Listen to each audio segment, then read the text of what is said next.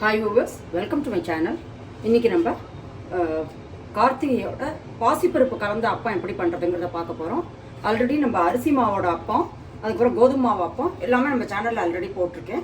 அதோட லிங்க் உங்களுக்கு கீழே கொடுத்துட்றேன். இன்றைக்கி நம்ம வந்து இந்த அரிசி பாசிப்பருப்பு கலந்த அப்பத்தை எப்படி பண்ணுறதுங்கிறத பார்க்க போகிறோம். இதுக்கு என்ன மெஷர்மெண்ட் எடுத்துட்டுருக்கேன்னா, எவ்வளோ ரைஸ் எடுத்துட்டேன்னா அதில் பாதி பாசிப்பருப்பு எடுத்துட்டுருக்கேன். அப்புறம் வந்து ஒன்றரை கப்பு வந்து 1.5 கப்பு ரைஸு, 3/4 கப்பு பாசிப்பருப்பு, 1 கப்பு வந்து வெல்லம், 1/2 கப்பு வந்து தேங்காய் நீங்கள் முன்ன பின்ன கூட்ட குறைச்சி எடுத்துக்கலாம். 2 ஏலக்காய் வச்சுட்டுருக்கேன், 2 பிஞ்சு சால்ட் வச்சுட்டுருக்கேன்.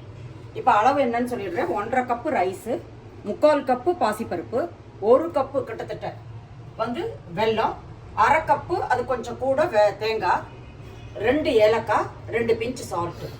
இது எல்லாத்தையும் வந்து நம்ம மிக்சியில் போட்டு ஒரு நைஸ் பேஸ்ட்டாக, கொஞ்சம் லைட்டாக சின்ன ரவை மாதிரி இருந்தாலும் தப்பு இல்லை, நீங்கள் ஃபுல்லாக அரைப்பட்டாலும் தப்பு இல்லை. அதனால் இப்போ வந்து இது எல்லாத்தையும் போட்டு நம்ம வந்து முடிஞ்ச வரைக்கும் இதை வந்து நான் 2 மணி நேரம் ஊற வச்சேன். ரைஸ் அண்ட் பாசிப்பருப்பை ஊற வச்சுட்டு வடிகட்டி இதில் கலந்துருக்கேன். தண்ணியிலேருந்து எடுத்து போடாமல் அதை ஒரு தடவை வடிகட்டிட்டு போட்டால் இது இருக்காது. அதுக்காக இப்போ வந்து இது உங்களுக்கு காமிச்சிடுறேன் என்னென்ன போட்டிருக்கேன்னு. இதுக்கப்புறம் நம்ம வந்து வெல்லம் எடுத்துட்டோம் இல்லையா, அதை நம்ம ஃபஸ்ட்டு கரைச்சுட்டுலாம். வெல்லத்தை ஜஸ்ட்டு கரைக்கணும், பாகெல்லாம் பண்ண வேண்டாம். அந்த தண்ணியை தான் நம்ம விட்டு அரைக்க போகிறோம். தண்ணி வேணும்னா அதனால வெல்லத்தை ஃபஸ்ட்டு நம்ம கரைச்சுட்டுருவோம்.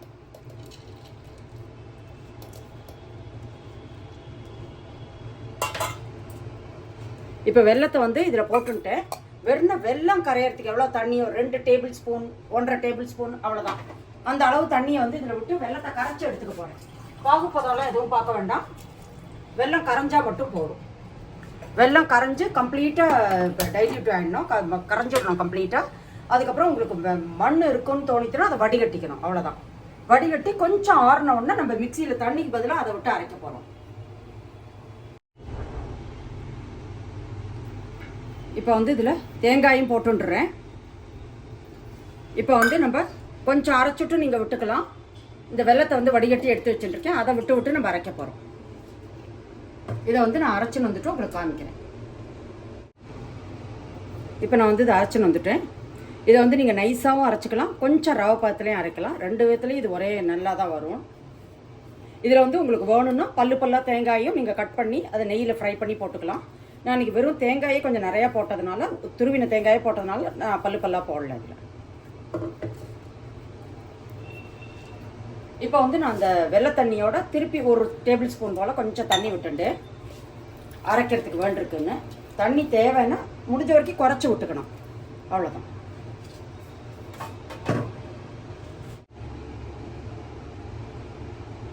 இப்போ வந்து இந்த மாதிரி அகலமான கரண்டி வச்சுட்டு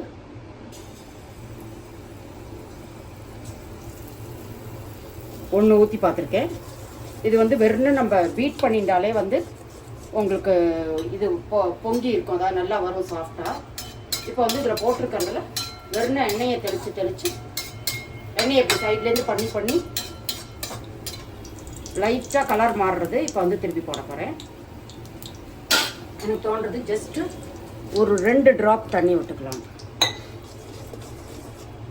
இதில் நம்ம சோடாலாம் சேர்க்கலை, ஈனோ சோடா ஒன்றுமே சேர்க்காமல் பண்ணியிருக்கு. ஏன்னா இந்த பாசிப்பருப்பு நீங்கள் போட்டு பண்ணுறதுனால இது நல்லா பீட் பண்ணாலே இது வந்து உங்களுக்கு வந்து நல்லா அப்பா வந்து நல்லா பொங்கி வரும். இப்போ உங்களுக்கு பார்த்தா தெரியும்.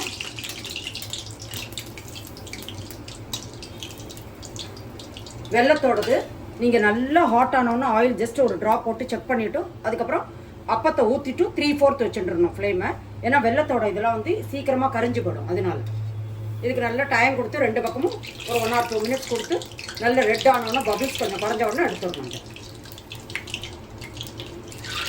இது வந்து டிஃப்ரெண்ட்டாக இருக்கும், பாசிப்பருப்போட வாசனை இருக்கிறதுனால இந்த அப்பம் வந்து கொஞ்சம் டிஃப்ரெண்ட்டாக இருக்கும், டேஸ்ட்டு நல்லா இருக்கும்.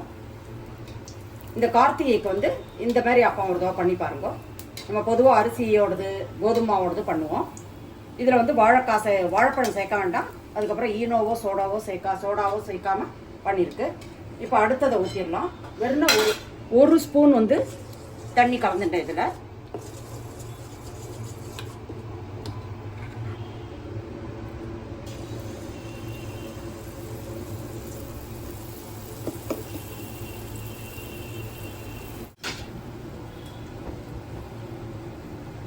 மூணாவது அப்பமும் ஆயிடுத்து. இப்போ வந்து இங்கே அப்பக்குழியில் வந்து நெய்யோ எண்ணெயோ உங்களுக்கு எது வேணுமோ விட்டுக்கலாம். கொஞ்சம் வந்து நீங்கள் எண்ணெயோ நெய்யோ குழியில் வந்து கொஞ்சம் ஜாஸ்தியாக தான் விடணும். அப்போ தான் வந்து அப்பா வந்து நல்லா கலராக ஃபுல்லு வந்து நன்னா வரும். இல்லாட்டி கொஞ்சம் ட்ரையாக வரும் எண்ணெயெல்லாம் விடாமல் பண்ணால்.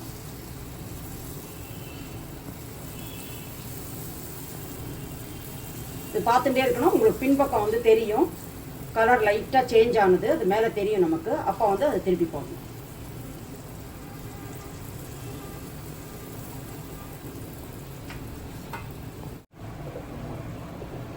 இப்போ எது எது ஆயிடுத்தோ அதை அப்படி திருப்பி விடுறேன்.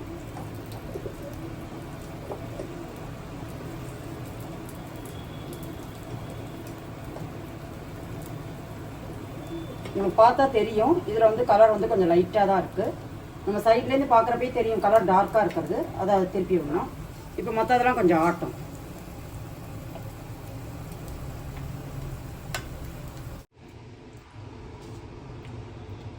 இப்போ நம்மளோட அருமையான பாசிப்பருப்பு அப்பா வந்து ரெடி ஆகிடுது. இது நம்ம கார்த்திகைக்காக போட்டிருக்கேன். இது வந்து உங்களுக்கு பண்ணுறது ரொம்ப ஈஸி அண்ட் ரொம்ப நல்லா வந்திருக்கு. இதை ஒன்று வந்து உங்களுக்கு பிச்சு காமிக்கிறேன். அவ்வளோ நல்லா சாஃப்டாக இதுவாக இருக்குது. இதை வந்து உங்களுக்கு டேஸ்ட் பண்ணிவிட்டு சொல்லிடுறேன். நான் போட்ட ஸ்வீட் வந்து கரெக்டாக இருக்கும். உங்களுக்கு வேணும்னா கொஞ்சம் கூட போட்டுக்கலாம்.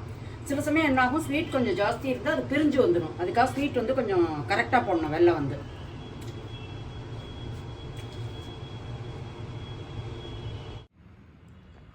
இப்போ பாருங்க, பிச்சு காமிச்சிருக்கேன்.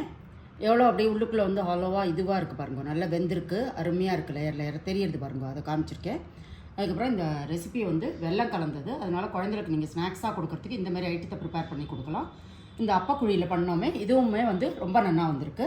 அதனால் இந்த ரெசிபியை நீங்கள் கட்டாயம் பண்ணி பார்க்கணும். அப்படி இந்த ரெசிபி உங்களுக்கு யூஸ்ஃபுல்லாக இருந்தால் இந்த சேனலை லைக் பண்ணி ஷேர் பண்ணி சப்ஸ்கிரைப் பண்ணுங்க.